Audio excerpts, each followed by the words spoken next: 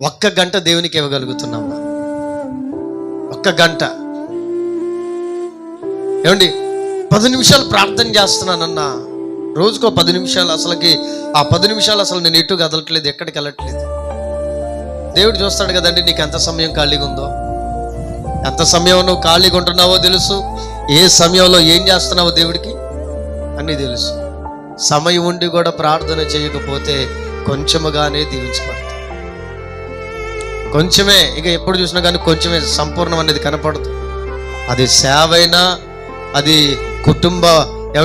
కుటుంబంలో ఉన్న పరిస్థితులైనా, పిల్లల జీవితాలైనా, ఏదైనా నీకున్న సమయాల్లో సమృద్ధిగా దేవునితో నీవు నీ ప్రార్థనని విత్తనాన్ని విత్తాలి. స్తోత్రం చెప్పండి గట్టిగా, హల్లెలూయా.